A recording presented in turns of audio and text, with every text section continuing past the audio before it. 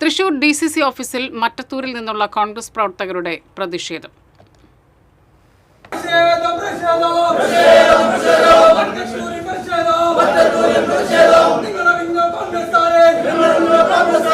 മറ്റത്തൂർ മണ്ഡലം പ്രസിഡന്റ് നിയമനത്തിനെതിരെയാണ് പ്രതിഷേധമുണ്ടായത്.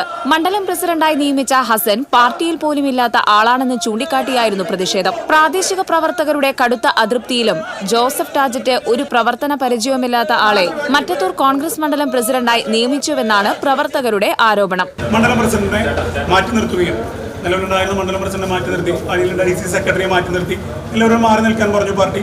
അത് കഴിഞ്ഞ് വന്ന നിയമസഭാ തെരഞ്ഞെടുപ്പിൽ കൃത്യമായി ആ മണ്ഡലം പ്രസിഡന്റ് തന്നെയായിരുന്നു മണ്ഡലത്തിന്റെ ചാർജും ഇലക്ഷന്റെ കമ്മിറ്റിയുടെ ചെയർമാനും അദ്ദേഹമായിരുന്നു. ഈ കഴിഞ്ഞ ഇലക്ഷനിൽ കൃത്യമായി അവിടെ വോട്ടുകളുടെ എണ്ണത്തിൽ വൻ ഭൂരിപക്ഷം ഉണ്ടായി. തുടർന്ന് വന്ന ഈ കാര്യങ്ങൾ, അതായത് പുതിയ മണ്ഡലം പ്രസിഡന്റ് എന്തിനു വെച്ചു എന്ന് ചോദിച്ചപ്പോൾ ഇവിടെ DCCയിൽ വളരെ കൃത്യമായി കാര്യങ്ങൾ നടക്കണമെങ്കിൽ അത് കുഴപ്പമില്ല. വിളിച്ചാൽ ഫോൺ എടുക്കുകയോ മറ്റു കാര്യങ്ങളോ ചെയ്യാത്ത DCC പ്രസിഡന്റ് ഞങ്ങൾ വിളിച്ചാൽ ഫോൺ എടുക്കില്ല. എന്താണ് വെച്ചാലുള്ള കാരണം? കഴിഞ്ഞ ഞാൻ കോൺഗ്രസിലേക്കും കോൺഗ്രസിന്റെയും പ്രവർത്തനമായിട്ട് 20 വർഷത്തിനടുത്തായി.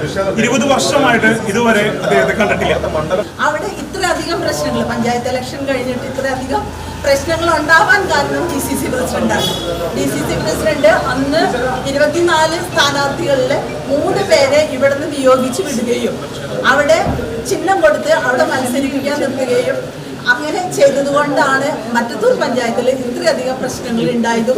പ്രതിഷേധക്കാരെ BJP പറഞ്ഞയച്ചതെന്ന് DCC പ്രസിഡന്റ് ജോസഫ് ടാജറ്റ് പറഞ്ഞു. മണ്ഡലം പ്രസിഡന്റ് നിയമനത്തിൽ എന്തെങ്കിലും പരാതിയുണ്ടെങ്കിൽ പാർട്ടിക്കൊപ്പം നിൽക്കുകയാണ് വേണ്ടതെന്നും ടാജറ്റ് പ്രതികരിച്ചു. തൃശൂർ ACP ശശിധരന്റെ നേതൃത്വത്തിലുള്ള പോലീസ് സംഘം സ്ഥലത്തെത്തുകയും സ്ത്രീകളടക്കമുള്ള പ്രതിഷേധക്കാരെ അറസ്റ്റ് ചെയ്ത് നീക്കുകയും ചെയ്തു.